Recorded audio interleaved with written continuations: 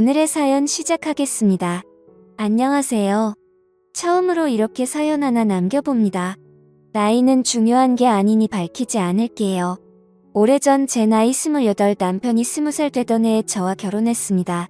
군대도 안 다녀온 남편은 해군에 입대했기에 깨가 쏟아져야 할 신혼에 저는 남편을 두고 3년이란 시간을 독수공방을 했어야만 했습니다. 처음에는 여자가 나이가 많아서 안 되겠다고 결혼을 반대하던 시부모님이었지만 결혼하자마자부터 시댁에서는 저한테 잘해주시더군요. 특히 시아버지가 저를 많이 아껴주시고 챙겨주셨지만 얼마 안 가 시댁과는 연을 끊게 되었습니다. 조선소에서 일하던 남편은 제 나이 38살이 되었을 때 사고로 먼저 세상을 떠났기 때문입니다. 하늘도 무심하시지. 6살, 8살 난 두 딸 토끼 같은 2명의 자식들을 두고 남편을 저보다도 먼저 데려가 버렸네요. 사고 보상금이나 보험금을 타긴 했지만 전업주부로 살아온 저에게 이 시련은 너무나도 가혹했습니다. 외아들 3대 독자 애지중지하시던 시부모님은 제가 아들을 데려갔다 하시며 저와 연을 끊어버렸습니다. 시부모님을 모시며 살고 있었기 때문에 저와 제 아이들은 길바닥 신세를 피치 못하게 되었지요. 정말 너무나도 힘들었습니다. 아들만 챙기던 친정 또한 저의 처지를 안타깝게 여기긴 했지만 그렇다 할 도움도 주지 않았습니다. 보험금과 사고 보상금으로 새로운 터전을 구해 어떤 날은 하루도 쉬지 않고 일해가며 두 자식들을 키워냈습니다. 두 아이들이 정말 힘들었을 텐데 남편 복은 없었지만 자식 복은 있었던 것 같네요. 두 아이는 훌륭하게 자라 상위권 대학의 장학금을 받으며 공부를 하게 되었고 첫째는 전문직, 둘째는 대기업에 취직을 하게 되었네요.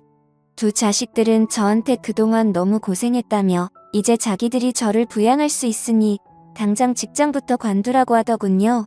몸은 편해졌지만 참 대놓고 아무것도 안 하려니 그것 또한 너무 힘들더군요.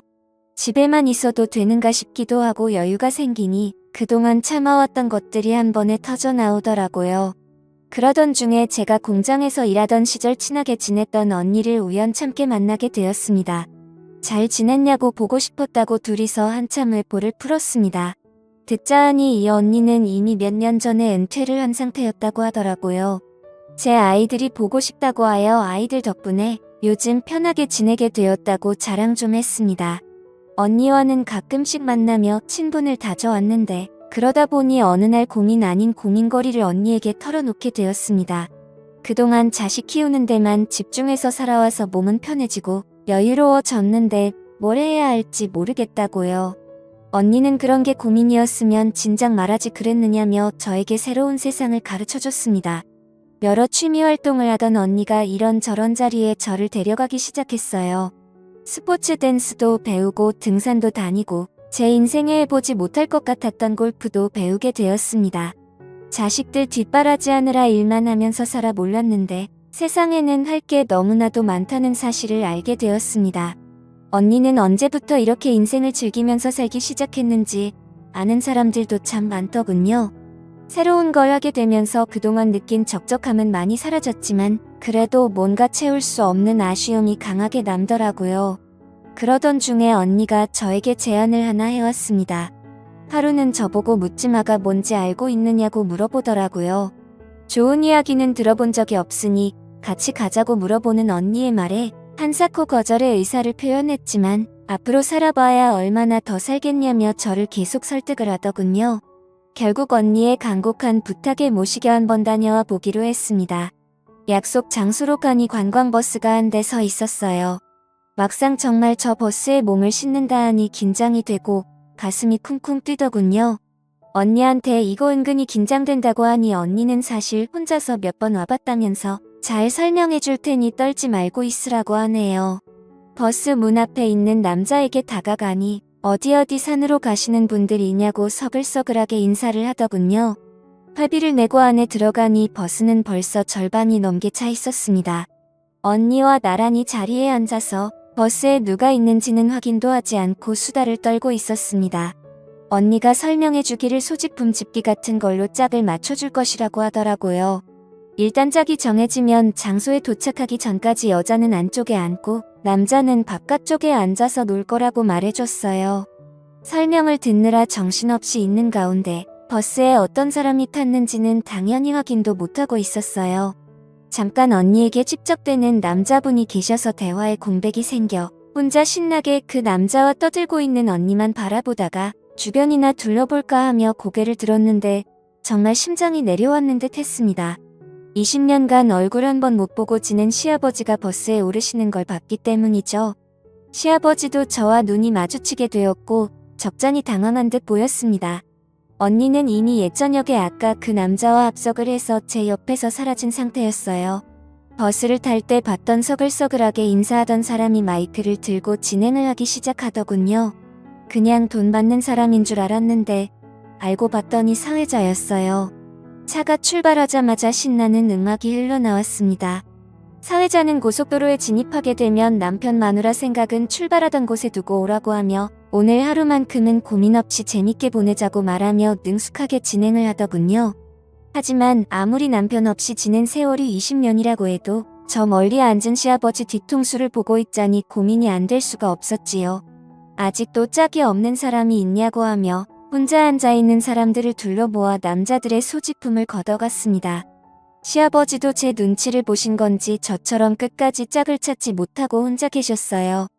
소지품이 담긴 바구니를 사회자가 제 앞에 들고 오는데 바구니의 안에는 너무 익숙한 물건이 하나 있었어요. 제가 결혼하고 시아버지 첫 생신 때 사드린 가죽 지갑을 아직도 쓰고 계시더군요. 가죽이 달아해졌는데도 불구하고 아직도 사용하고 계신다는 생각에 오만 가지 감정이 교체하더군요. 저도 모르게 가죽 지갑을 집어버리고 말았습니다. 결국 그 버스 안에서 시아버지와 나란히 앉게 되었습니다. 버스에서는 춤판 노래판이 한바탕 벌어지고 있었고 저와 시아버지는 나란히 앉아서 아무 말도 하지 못하고 있었습니다. 짓궂은 행동을 유발하는 사회자의 진행에 저희는 참 많이 당황했어요. 진행에 따르지 않는 사람들에게는 벌금을 먹이겠다는 말에 결국 분위기에 휩쓸려 시아버지와 잊지 못할 시간을 보내게 되었습니다. 바들바들 손을 떠시는 게 시아버지도 엄청 긴장을 하신 듯 싶더군요. 그렇게 긴 하루가 지나고 출발했던 장소로 돌아오게 되었어요. 언니는 짝지은 그 남자분과 잘 되었는지 보이지도 않더라고요.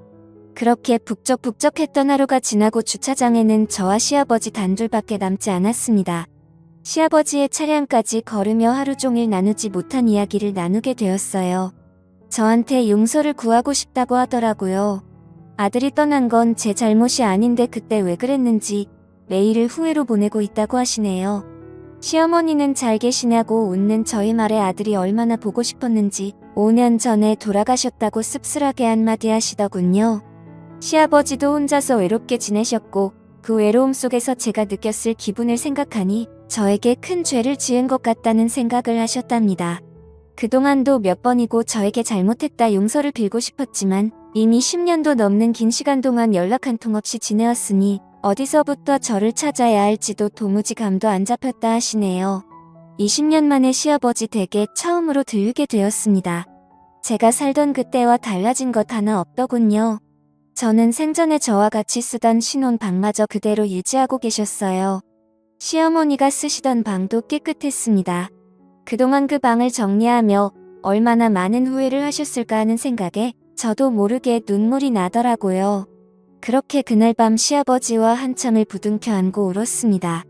그날 시아버지 집에서 하루를 보내고 다음날 시아버지 차를 타고 집으로 돌아왔습니다. 아직 자식들에게 시아버지에 대한 이야기는 하지 못했어요. 자식들한테 좋은 소식일지 나쁜 소식일지 아직도 감이 안 잡히고 어디서 다시 재회하게 되었는지까지 도무지 말을 이어갈 자신이 없네요. 그날 이후로 저는 언니와 보내는 시간보다 혼자 외롭게 지내실 시아버지와 더 많은 시간을 보내고 있습니다. 언제까지 아이들에게 시아버지에 관한 사실을 숨길 수 없다는 걸 알고 있습니다. 언젠가는 시아버지와 저희 이야기를 자식들에게 해야 할 날이 오겠지요. 그때까지는 저 혼자서라도 그동안 못해드린 좋은 며느리 노릇이라도 해드려야겠네요. 그럼 제 사연은 여기서 이만 마치도록 하겠습니다. 매일 새롭고 흥미로운 사연으로 찾아뵙겠습니다. 구독과 좋아요를 잊지 마시고 다음 사연으로 다시 찾아뵙겠습니다. 감사합니다.